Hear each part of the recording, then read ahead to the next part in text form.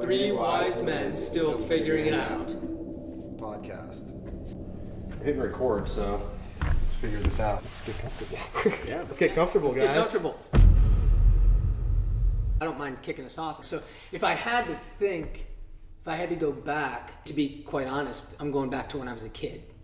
Okay? I always sensed that there was more. As we grow up, because we see it now, we're all associated, we might not be fathers, but we're all associated with kids in one form or another. And I have much more realization now because I've looked back upon myself in regards to children and how they must try to really navigate this world. I'm growing up and I'm feeling a certain way about things intuitively, but yet I'm reacting differently, or I'm being told how to feel. So this honestly goes that far back. When I look, when I say I always knew there was more, is because I always felt a connection to humanity, to my friends, to people. And I always had this sense of, of concern or caring or kindness for others in some form or fashion. I'm not saying that I always acted in accord with that, but I knew it was there. So let's fast forward as I get through my developmental years and I get into more depth. Part of me realizes that I just became part of the system in regards to how I was told to do things and go from there. Once that happens, if you still have that sense of attunement, meaning you're going to reach a break point, and I reached a break point. Mine probably came after college. Again, while I had the awareness all through there, it was after college where I read my first book, The Celestine Prophecy, that it resonated with me. I'm not saying that I fundamentally agreed and started practicing everything, but that resonated, and I went, whoa. Something here, there's something deeper, which led me to where we are now in regards to mindfulness and mindful living and intention. Finding out what it is you fundamentally believe, which is different from then embodying it at the same time. I've come to find out. For sure. Now to embody it, and once you do that, you start to see things before you change. And what I mean by that is that's my men's group, my friends, the people that I interact with on a continual basis, those I go to in a time of help. That becomes with intention and through intention. Sure. Which and again, this is all, we could talk about numerous tools that led tapping, meditation, breathwork, mantras, prayer, for lack of, and that allowed me to step into this, be here. So would you say when you first read Celestine Prophecy and stuff like that, you said it was around college time, do you feel like it was a linear path to getting from beginning to learn some of these things to the embodiment, or was it a meandering path for you where you had times where you stepped off a little bit, and then there were times Absolutely. Once you realized, because going back, kind of the difference between knowing or resonating, knowing, and embodying, because I think those are three key factors. Yeah, for sure. Something resonates with you because it's resonating with your soul, your spirit, for a better term. Yeah. And then you become, I'd say, knowing, like that knowing awareness of this is appealing to me for some reason. But then you surpass that and you get to a point of actually embodying your core beliefs, which you've realized that. Yeah, and that's how. It's like finding your soul essence, like the actual truth of what your reality is. Absolutely. Yeah. Yeah. Where do you guys fall? Is that a similar experience to yourselves? I mean, you can go, mine's been super rocky all over the place, just trying to get to that point and just being comfortable with myself and getting into the mindfulness movement itself. It was a rocky journey, but I think it started for me, and when I was in my 20s, I got in a car accident, had to see a psychiatrist. Went to a psychiatrist, she taught meditation.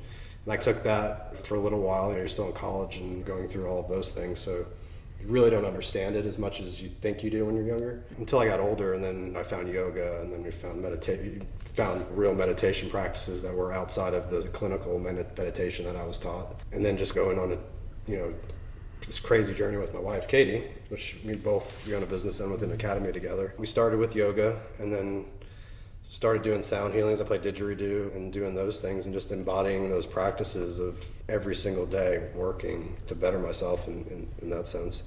And then finding the shamanic path with the Eagle Condor Council and going down that road was another whole journey within myself to find myself. It literally opened the door to reality for me. This is where I'm at now. So two questions based on some of what you shared. Yeah. One is, so you alluded to a traumatic event. For sure. Which, yeah, and so I as well had a traumatic event. Yeah. And the only reason I bring that up is because that might be a catalyst. Yeah. To, you know, Everything happens for a reason. Yeah. you also realized that there were traumatic events before that. For sure. Right. Oh yeah, definitely way Yeah. before that. In childhood, being dyslexic, not doing very good in school, having trouble focusing, being told I not have to play sports, but you're playing sports. Right. And to go through that whole process, and that's not a trauma in itself, but if you're a really creative person, you'll be putting in these other environments where it's separating you from your creativity and your actual truth. I feel like creativity is like my essence within myself to be able to create outside of the sports realm. I mean, but anyways, yeah, just trying to figure out like what the dynamic was when I was younger, being in a masculine, that forceful energy of sports itself, and being a creative person, it just dwindled that for me. I don't know if that makes No, it absolutely makes sense. Yeah, I could share.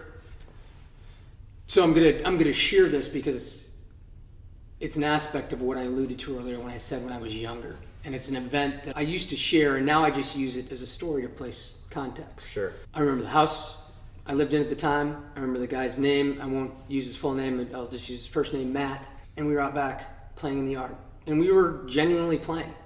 And he had $1, and I took the $1 from him jokingly. Absolutely. And he tried to get it back. Yeah. And we wrestled, actually wrestled, but it wasn't violent by any stretch. He was trying to get it back, and I was laughing and keeping away from him. And I'll never forget at the point where he took a step back and just fell into tears and said, "You keep it." Yeah. And I was devastated.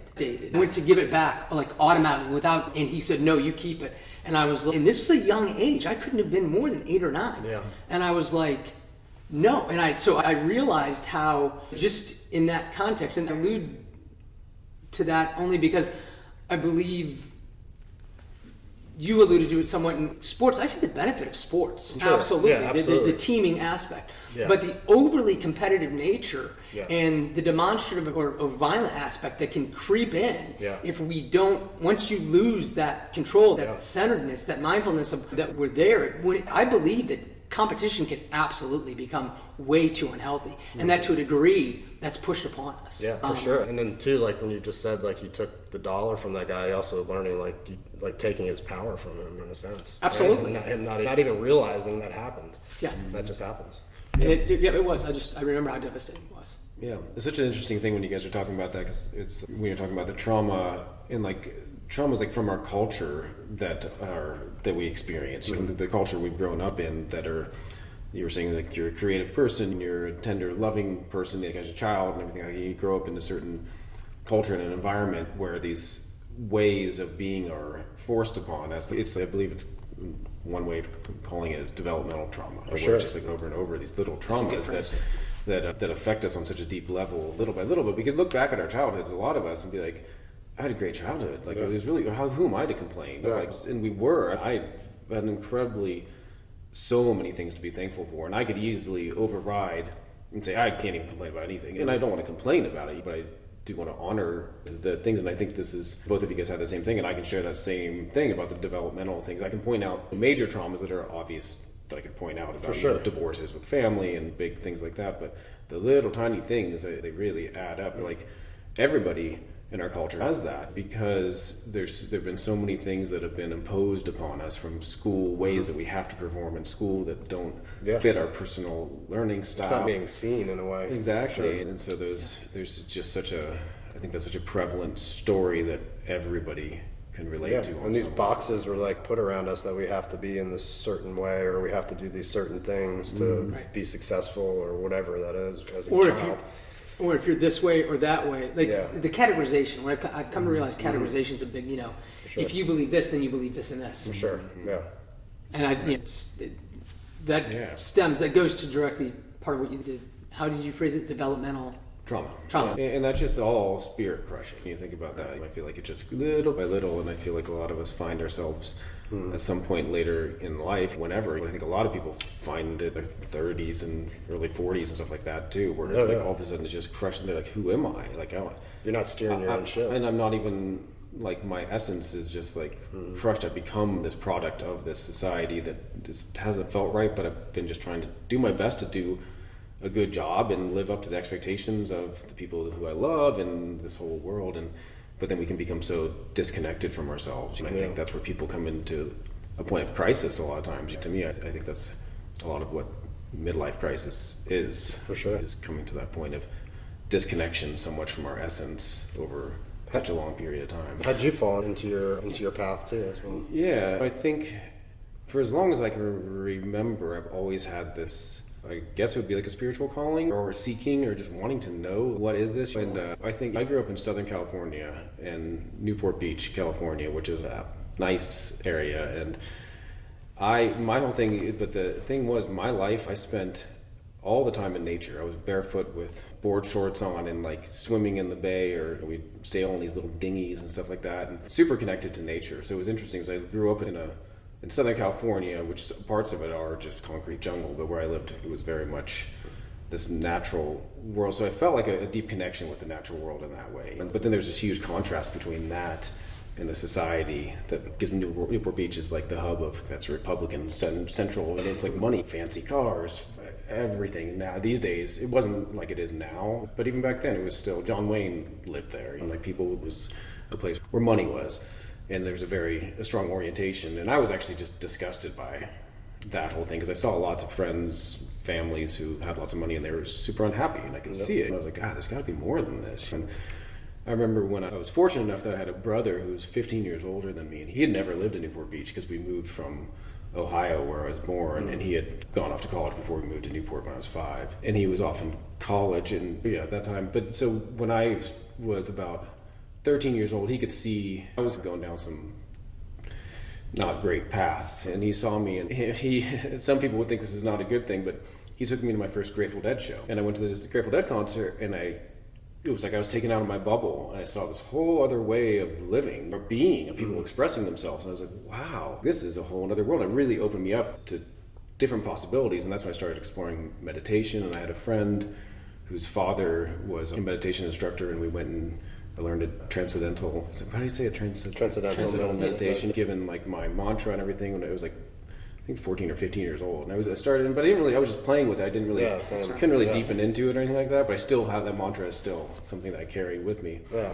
And I had a group of friends too, where in my teenage years, I was really seeking a lot. And because I just knew my stepfather was very much into the Newport Beach, the money thing and everything, and you call it progress. And I always remember being like, where are we trying to progress to? We're here. This is a beautiful earth. It's like, what are we? It seems like all this stuff you go on progress is just actually just distracting us and destroying this beautiful place and distracting us from what is right here. So I used to get in arguments with him about that whole concept. So I was like, God, there's got to be another way of looking at this thing. And he was actually a great teacher to me in the sense that I modeled my life. Okay, look at him and do the opposite of what he's doing, and I think I'll be pretty happy. And it worked for a long time, but I was bound. It was a reaction to that. But that was like all the way through most of my college years. Like my brother, I'd meet up with him sometimes, and he used to follow a woman named Guru Mai, and she was a guru from India, and she would do these retreats and stuff, and we'd go for New Year's Eve and stuff. We'd go and we'd chant, and it was freaking amazing. I loved it. When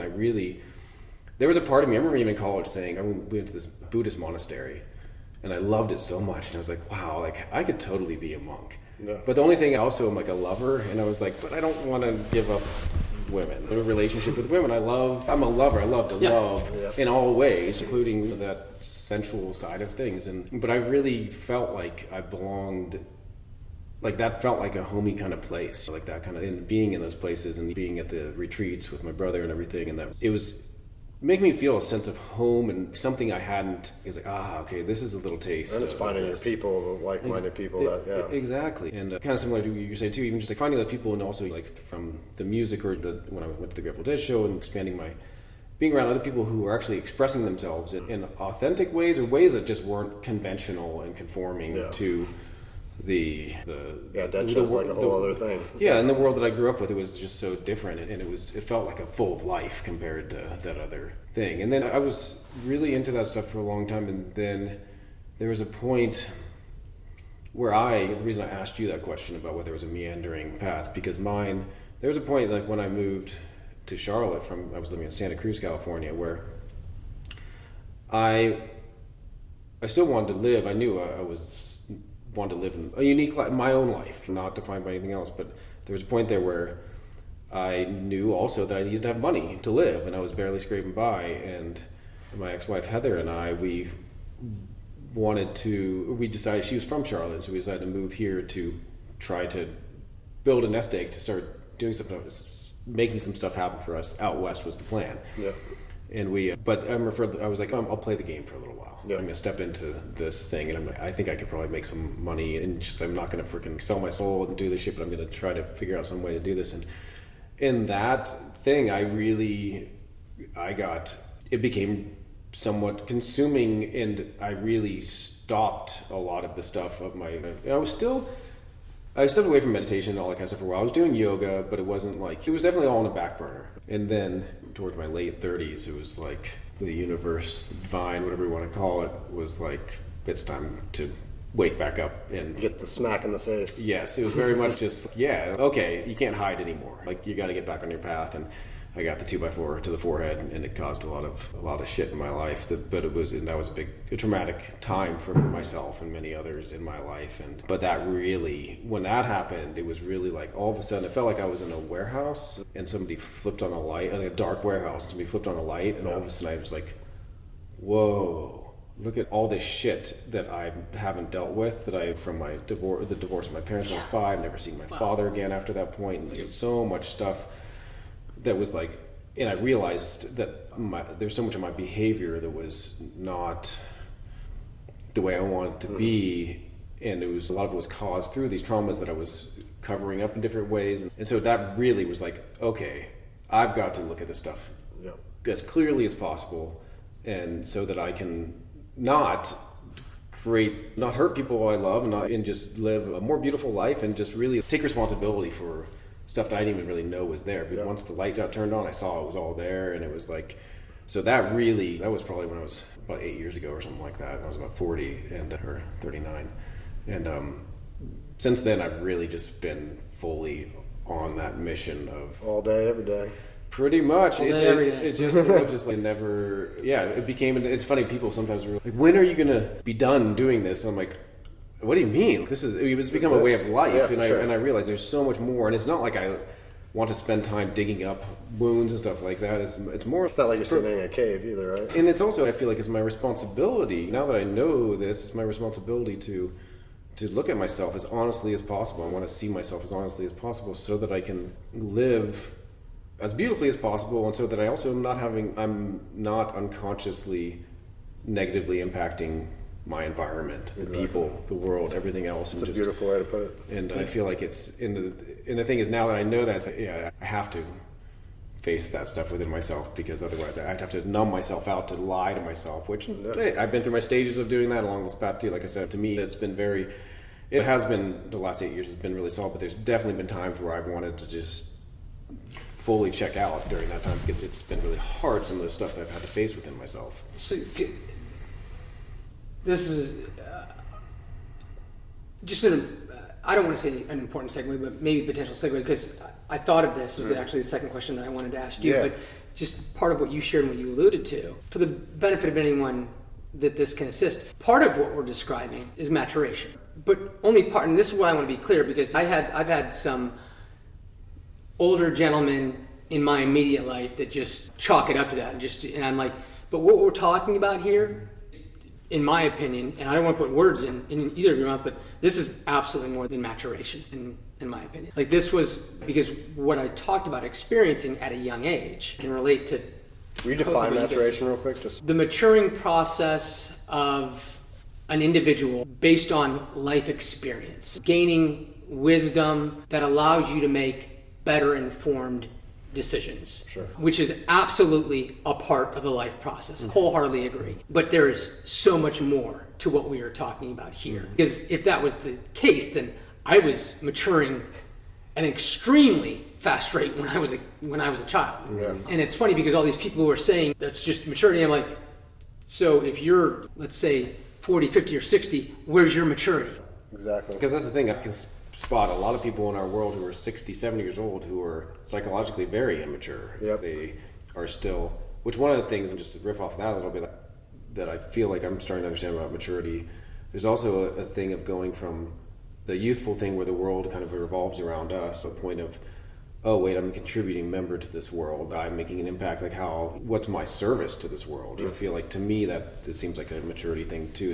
Because I sometimes I think I would disagree with. I agree with you. I disagree with the people who say it's just because I don't think it just naturally happens. Because there are people who are old in their 70s and still of a developmental level of a teenager in certain ways, where it's all about competition and jealousy and how I can one up the other person, stuff like that. And to me, that's a low level. And that's supposed to be an adult in this society. That's right? an immature level for that age. It's totally mature for an 18-year-old, or whatever, 17. That's appropriate. But I think a lot of things. I think there's a lot of things that stunt the growth, or there's arrested development. Arrested development, like things like from substance abuses, you definitely can lock people into certain age, like developmental all kinds stages. of abuse does that, all kinds, exactly, and all kinds of distraction, workaholism, addictions of all sorts can lock somebody and they don't mature. So I think I don't think that it's just for a healthy person on their path. You could call it, yes, this is maturing, but I think most people don't actually mature properly. You know what I mean? Like it's and a lot of times they don't let them. Some people just be kids too, and you're looking at that too, and then that just stunts everything. Modeling. So we don't have the examples of what we consider. Again, so I want to say this properly. We don't have the examples of modeling, but that's because they don't historically. Maybe historically they exist, but they've been, for lack of a better term, disassembled. Where that's not the. I think what we've talked about, especially mindfulness, but all these different tools. Yep. If those were presented as modeling early on, I think it would be extremely beneficial. Yeah. For both, we're talking about men in this instance, but men and everyone. Yep. The importance of it, because one, it allows you to step into more of your authentic self, or have an idea conceptually of what that is, right? Yeah. Who am I? What do I believe? Yeah. What does this mean to me? And right now we have a society of ADHD and all of these things, and that's developmental process holding back from their developmental process, but teaching them these tools like meditation, yoga, or whatever it is in that space to put them in a centered space and keep them calm, and in that sense too as well.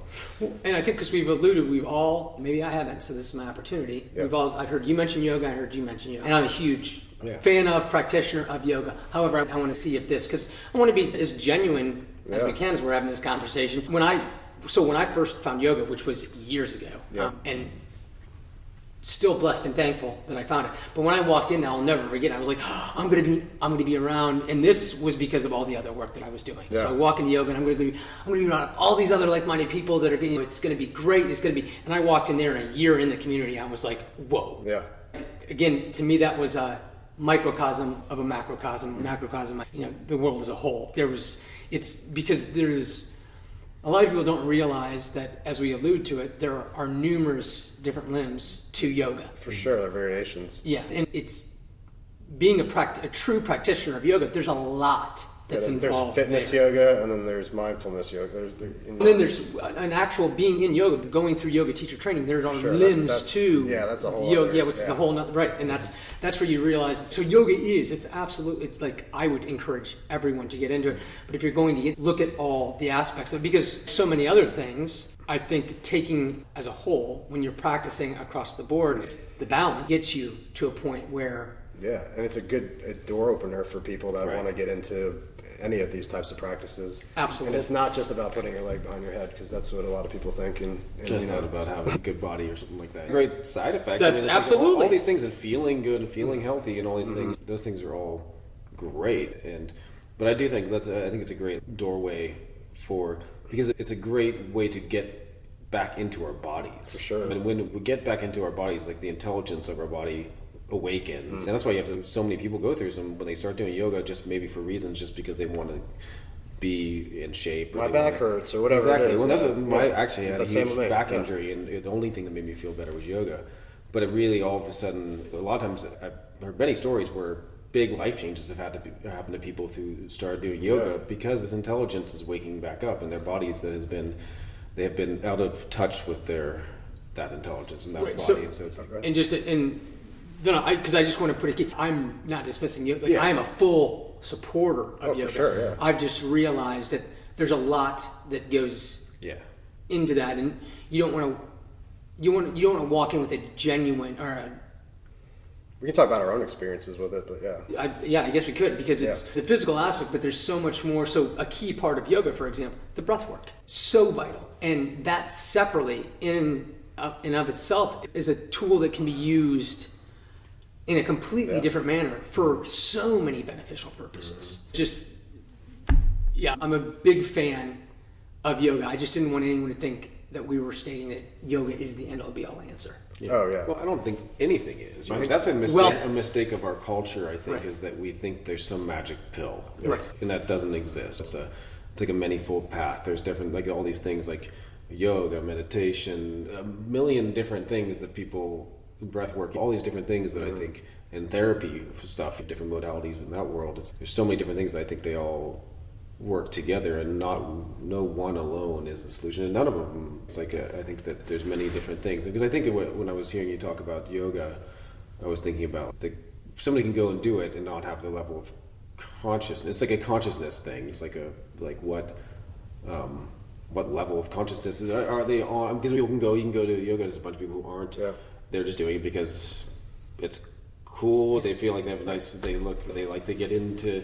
And then they feel like but I don't know. And sometimes I feel like awesome, because it's actually leading them into a place they don't even realize it's leading them. Exactly. But I think is actually beneficial for the whole world. I don't know, but I totally know what you mean. In my own experience, I mean, I've had times where I've been like, wow, this yoga world there's a lot of ego in it too, tons and tons. And you would think, when you're naively going into it at first, and you think, oh, this is going to be a spiritual community, they're going to be really open-hearted and all these things, and you're like, oh wow, the same thing that's out there, Right. it's just in a new form of a spiritual They packaged thing. it differently. And I think Exactly. I think that's the key point that I wanted to make, because with any modality you can have, like, Right. we're saying all of this is what we're doing, and the importance of all of it is to use numerous tools to continually bring yourself back to a centered state or a mindful state in regards to what I'm doing, my authentic self. So in any of these, taken in and of themselves, to your point that you alluded to, we can find the airs of the frailties that exist. Right. And that's why, and you guys both alluded to it so well earlier, it's not like you stop doing this at a certain point in time. Yeah. Like, it's every day, and the more you do it, the better. The thing I will say is, you see, you feel, improvement's the wrong word. I don't know how to. It's an evolution through it. I'll just give you an example. My favorite thing is deep stretch, like doing deep stretch. I love holding the poses, and what I've found when I'm doing deep stretch and I'm holding those poses, and there's emotions coming up, things that I need to work on that I've noticed, just sitting with the different poses that you're sitting with. And then finding the shavasana at the end of that, and just that beautiful shavasana, working through some of that stuff that you've noticed with yourself while you're going through the poses. Right. I feel like that's it for me. I love that's like my favorite way of doing it. But everybody has their other ways of doing it. But I can go on journeys in those shavasanas, because I've worked on getting my mindset into that space for 45 minutes or an hour or whatever it is. Yeah, and it's so interesting when you're saying that too. Because I was thinking about, there's an intelligence in our body that's doing that, but also it feels like our bodies are like the memory banks of our experiences and our traumas and all kinds of stuff, and like moving into our bodies and through yoga and stuff like that can really open those things up, so that we can move through some of that stuff, which can bring up some stuff that can be really challenging too. So it can really, but it can open up a whole new world and doorways to stuff that we never could have imagined getting into it initially. So when I hear you, because I've been kind of processing through this idea, because most people would say because this is more than self-help to me, without a doubt. And it's more than just bettering yourself, in my opinion. And here's where I'm going with this.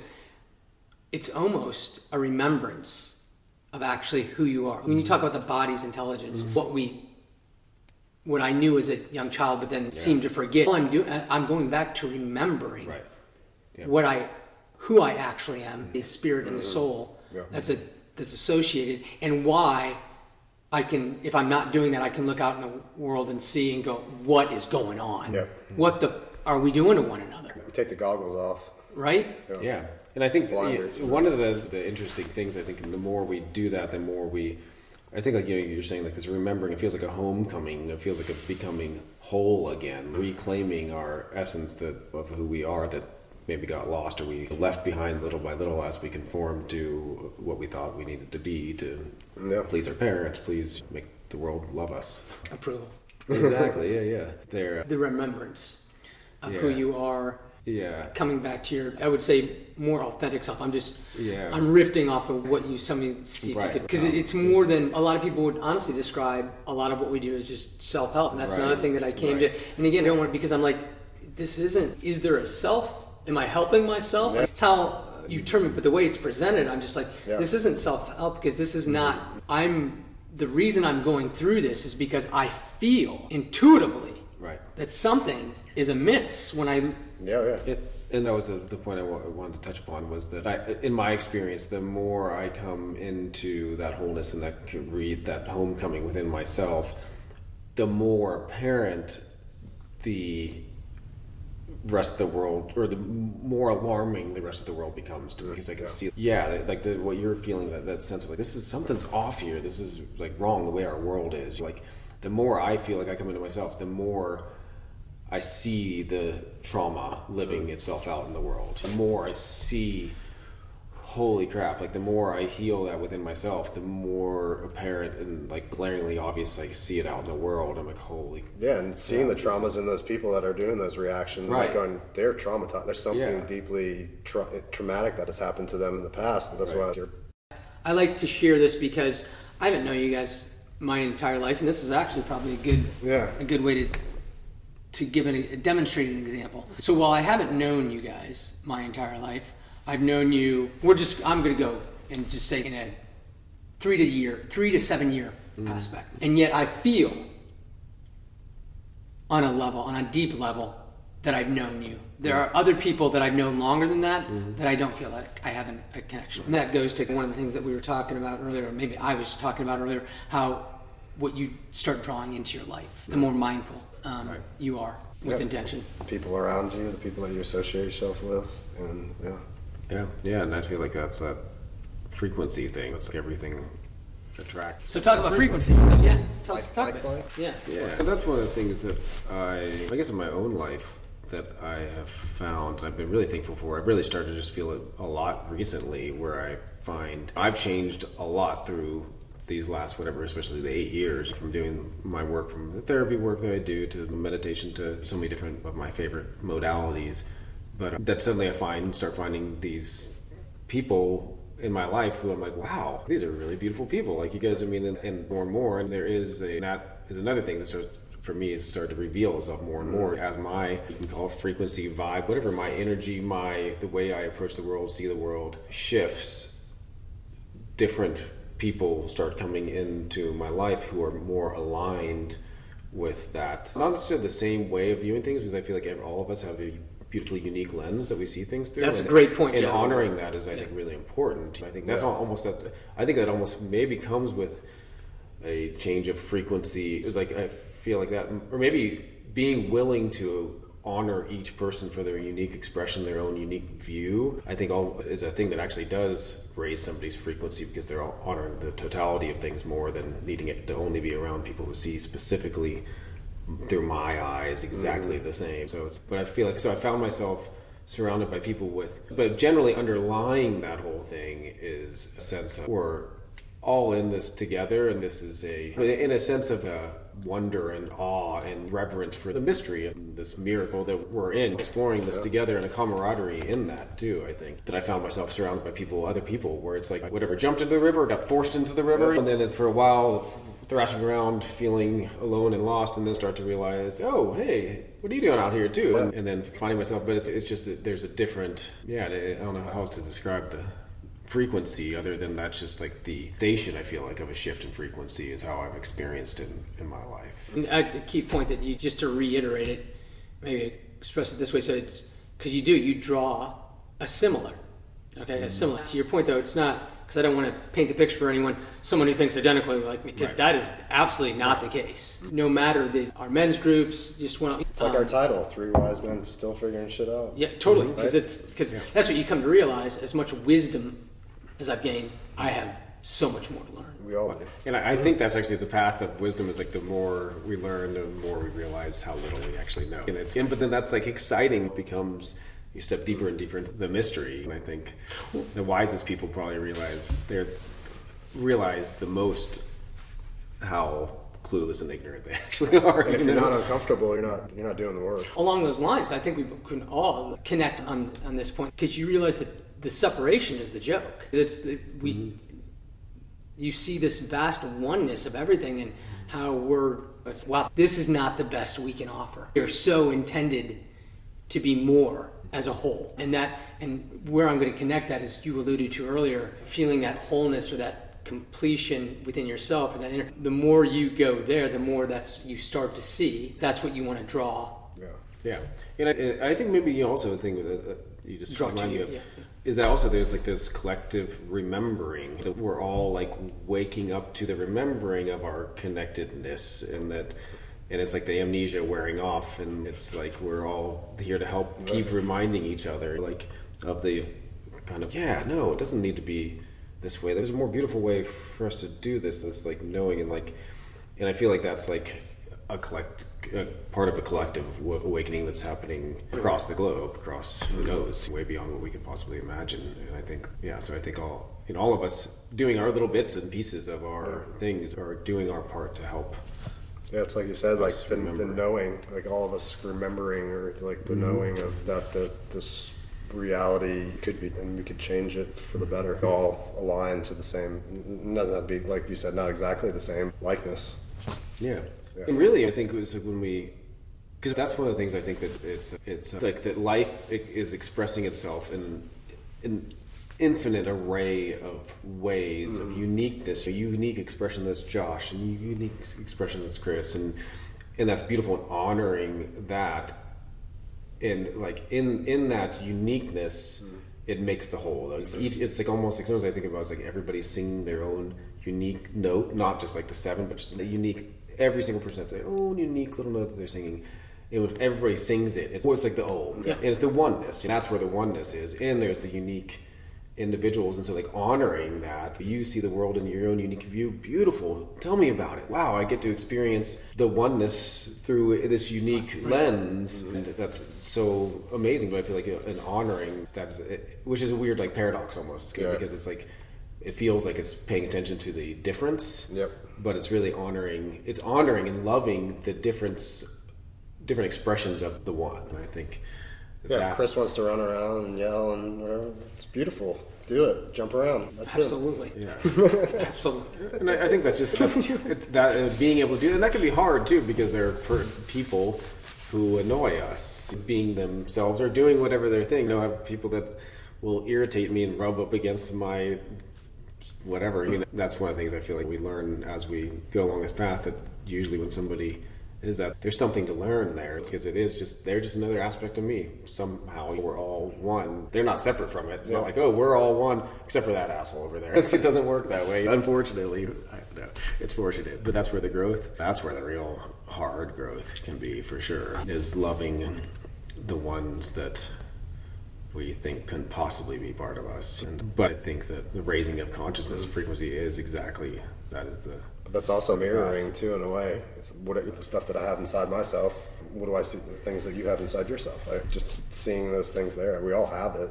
Without a doubt. And just find a commonality between it, or if we want to embrace it, or however we want to put it. And I think that's the thing. It's like some of that stuff can be so hard to look at that we want to squirm away from it. Like that's so much what the manifestation of that squirming is, what I feel like ADHD kind of stuff is, and like what distractions and what addictions come from is. In the mindfulness thing, to be truly mindful, you have to be able to sit in the discomfort that comes up, which could be being faced with this person who's annoying is actually an aspect of myself. And what have they?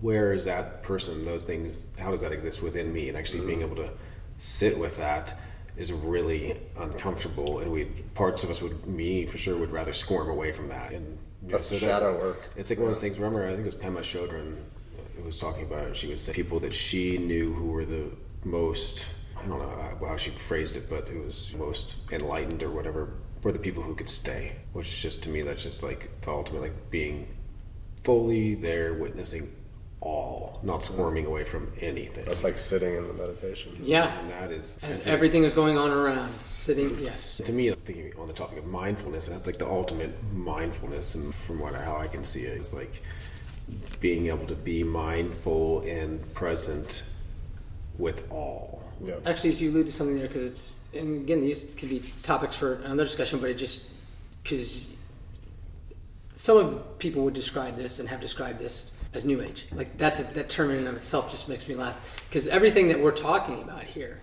is ancient wisdom that's been around for generations upon generations, and I'm not talking about the generations that we have going way back.